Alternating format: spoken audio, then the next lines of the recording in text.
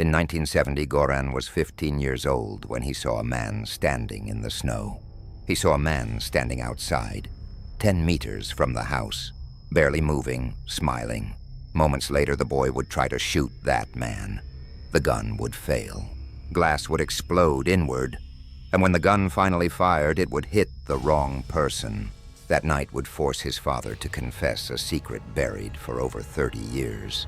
A secret hidden somewhere deep inside the family's own land. And according to the man who lived through it, the house has never been empty since. This testimony was shared under strict conditions. The man we'll call Goran, now 47 years old, asked that his real name and the exact location of the property never be revealed. He does not want publicity. He does not want thrill seekers visiting the land. He does not want what happened there to become a spectacle. What follows is a reconstructed account based on his detailed testimony. Physical scars still visible on his arms, and a personal visit to the abandoned house that still stands on the property today. The events took place in the late 1970s, but the story truly begins decades earlier. After World War II, Goran's father inherited farmland along with his older brother. The estate was meant to be divided. The older brother would receive the house. The younger, Goran's father, would receive part of the land. But according to Goran, the division did not sit well with his father. During an argument between the two men, a physical altercation broke out. Goran was told the death was an accident, a shove, a fall, a head striking the sharp edge of stone, internal bleeding, no witnesses. But what happened next was not an accident.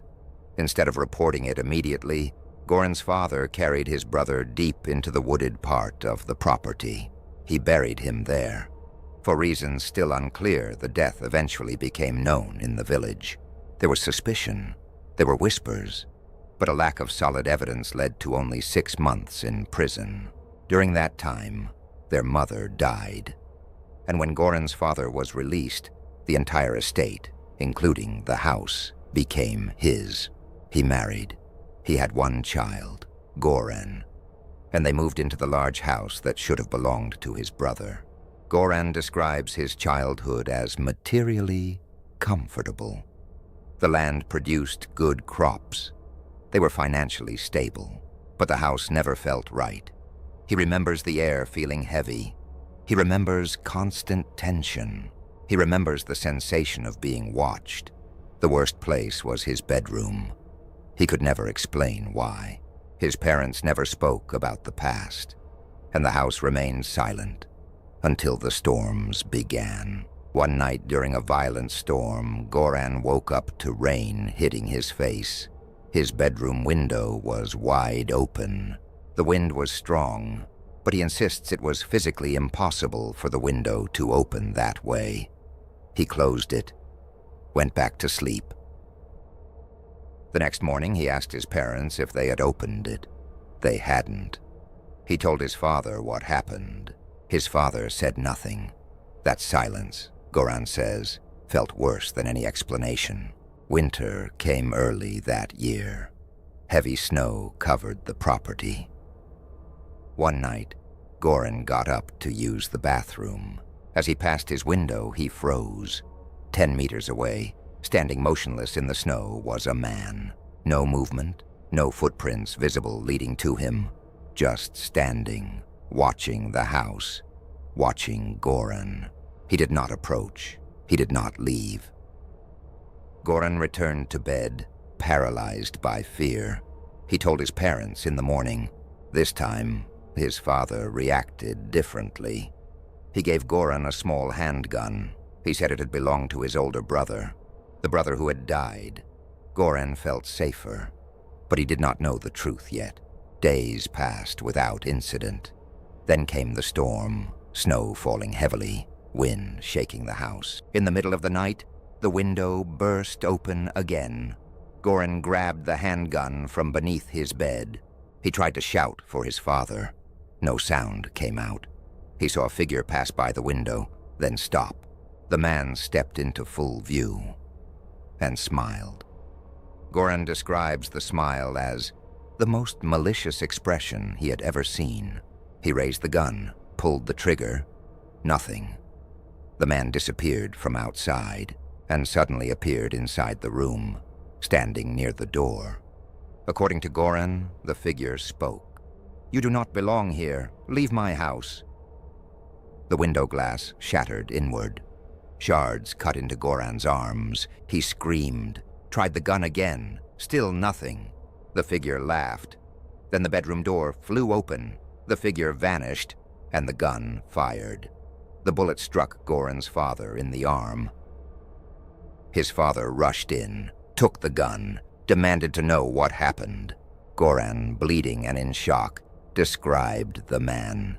His mother began crying. She said something Goran had never heard before. "I told you we should have left this house." His father went pale. Then he brought an old photograph. He asked Goran if that was the man he saw. Goran confirmed it immediately. It was his uncle, the brother, the man buried in the woods. That night his father confessed everything. The fight, the death, the burial, the silence, the guilt. The next day, his father went into the wooded section of the property. He dug up the remains. He gave his brother a proper burial. He went to church. He publicly acknowledged the truth. He swore at the grave that he would leave the house, but building a new home would take time. For another year, they remained. Strange things continued, but never again as violent as that night. No physical attacks, no shattered glass, just presence, watching, waiting. A year later, the new house was finished on another part of the land. They moved. The old house was abandoned. Goran says the atmosphere in the new house was completely different. Light, normal. No heaviness, no watching. But the old house remained empty, or maybe not. Goran showed the scars on his arms. 2 thin lines, still visible. He never returned to sleep in the old house. He rarely even approaches it. He says that sometimes, at night, from the distance of the new house, you can see a silhouette in the window, standing still. He refuses to go closer. He says he would not spend a single night there again, for any amount of money.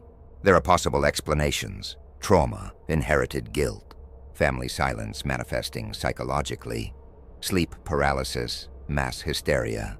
But there are also physical elements. The shattered glass, the gun misfiring repeatedly, then firing, the confirmed wound in his father's arm, the exhumed body, the confession, and the statement, "You do not belong here." The house originally belonged to the brother. Legally, morally, spiritually, that question remains open. In many cultures, land carries memory, not metaphorically, literally. Violence leaves residue. Guilt embeds itself into walls. Secrets do not disappear just because they are buried. Sometimes they wait for a storm, for snow, for the right moment.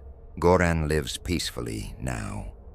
He built his life away from that house, but the old structure still stands, rotting, watching the woods where a man was once hidden. And if you ask Goran what he believes today, he does not talk about demons. He does not talk about curses. He says something simpler. He says, some houses don't belong to the living. And maybe the most disturbing part of this story isn't the apparition. It isn't the shattered glass. It isn't the gunshot. It's the possibility that the house was never haunted by something supernatural at all. It may have simply been occupied by the truth. If this story stayed with you, you know what to do.